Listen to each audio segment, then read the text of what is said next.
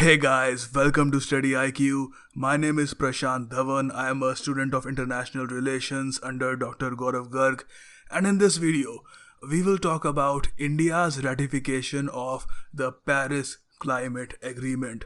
We will try to understand what exactly is this Paris Climate Agreement, why did India ratify it, and since we have ratified it, how will this agreement impact our future? So let's start this video now, shall we? Now, as we just saw, the title of the video is India's ratification of the Paris Climate Agreement.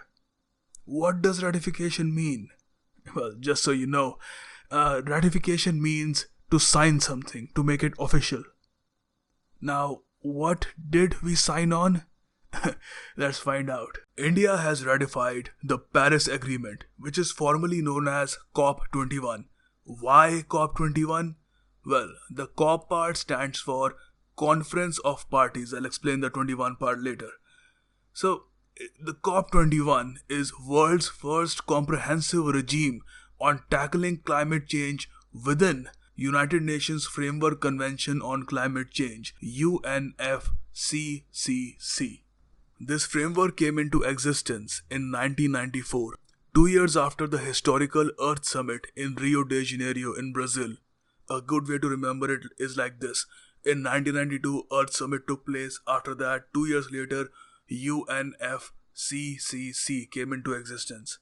So, every year since 1994, the parties to this framework have met at different venues at the end of the year to discuss global warming.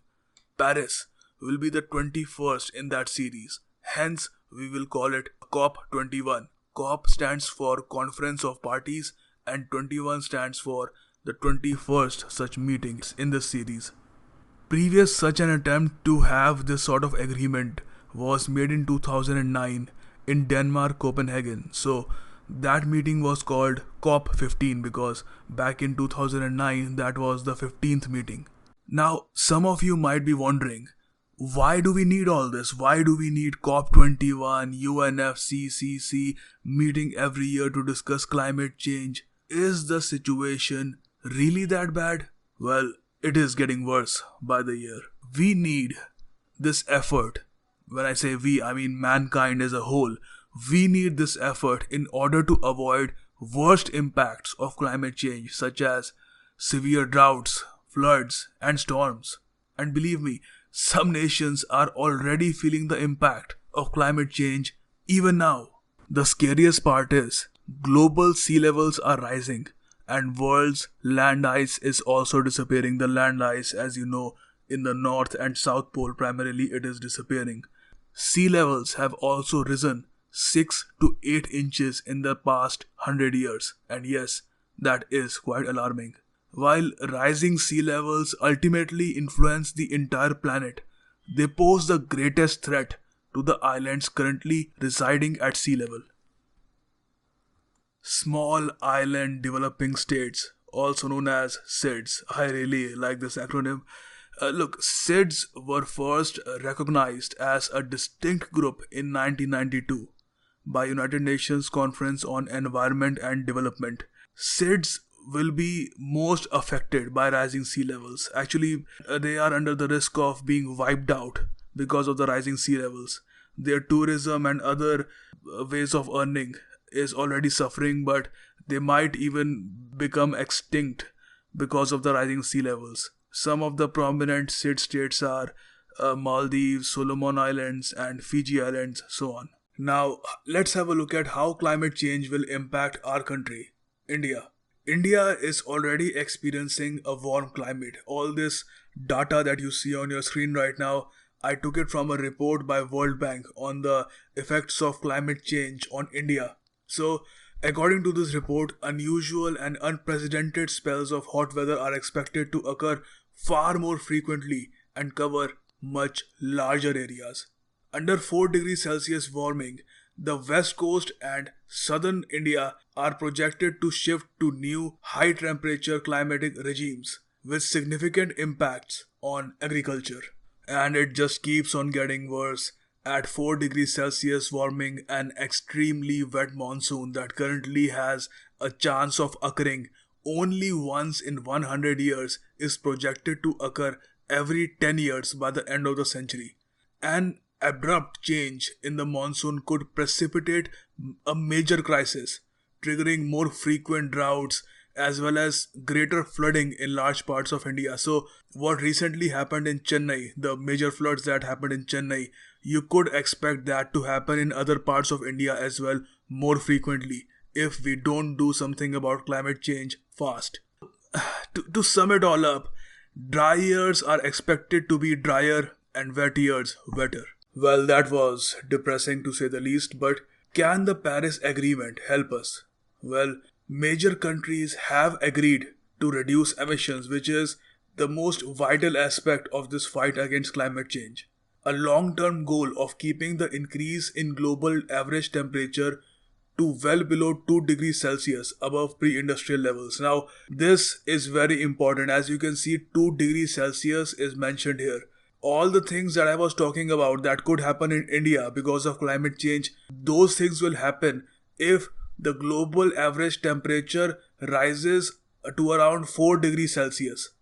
But over here, in this Paris Agreement, we are talking about reducing emissions so that the global average temperature increases to only 2 degrees Celsius, which is very, very uplifting. Other than that, before and during Paris conference, countries submitted comprehensive national climate action plan. Now, I will discuss in depth what India's national climate action plan will be later on in the video. The developed countries will support climate action to reduce emissions and build resilience to climate change impacts in developing countries like India. Developed countries intend to continue their existing collective goal to mobilize 100 billion per year by 2020 and extend this until 2025. This $100 billion will be given to developing countries so that they can shift to green energy and reduce emissions. However, work is yet to be done on mobilizing this $100 billion per year plan. A lot of work needs to be done, and so far just 2 billion have been mobilized, so a lot of work is yet to be done. So now we know who our hero is. Not this guy. Yeah, COP21. So let's find out how the Paris Agreement will come into force and what part will India play in it. While more than 90 nations committed to cutting down emissions and switching to clean energy at the Paris Climate Change Summit last year, the deal could take effect only when a minimum of 55 countries covering at least 55% of global emissions ratify it. That was the condition.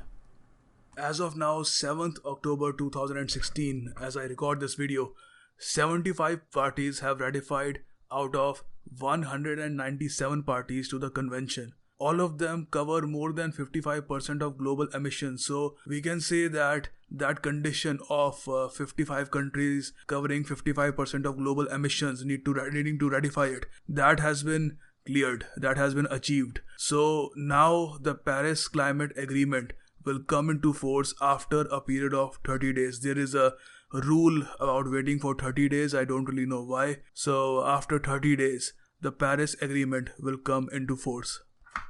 Let's just have a look how this ratification process took place. Well, I think the biggest boost to the whole process came when US and China, who together are responsible for 38% of global emissions around the world, they ratified the agreement on 3rd of September during the G20 summit.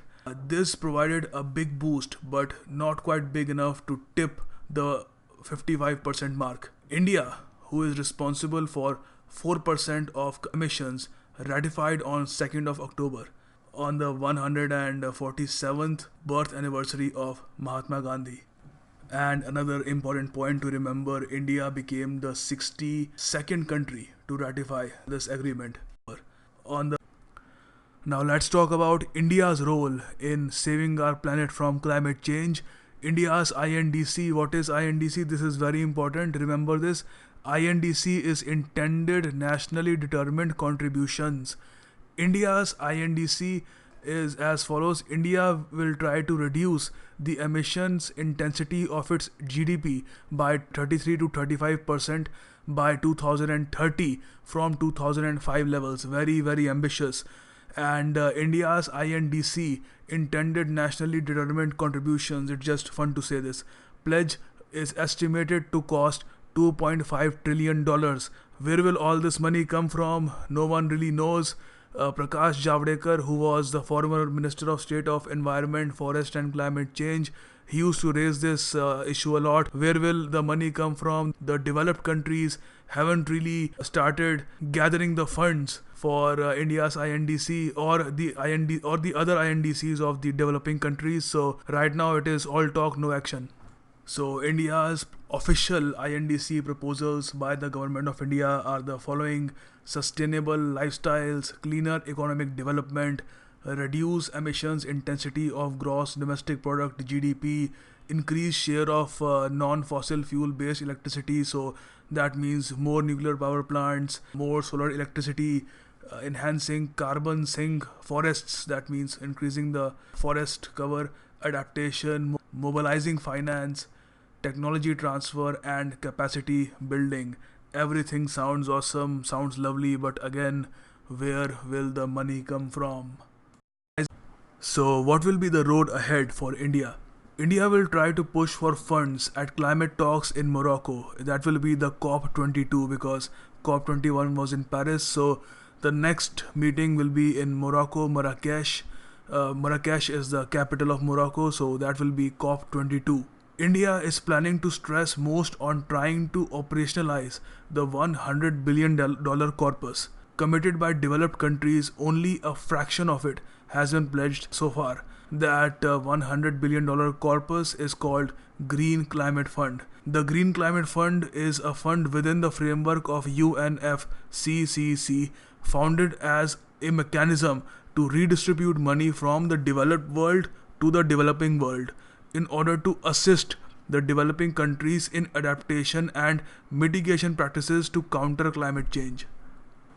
Other than transfer of technology, India will also try to push the developed countries for the transfer of technology so that India can shift to a more cleaner form of energy. We cannot do that without modern technology that the developed countries have. Other than that, I just like to mention that India has only received $2 million of the $10 million committed by developed countries this year. So you can imagine how serious the developed countries are about climate change, because without the adequate funds, developing countries will not be able to meet their targets.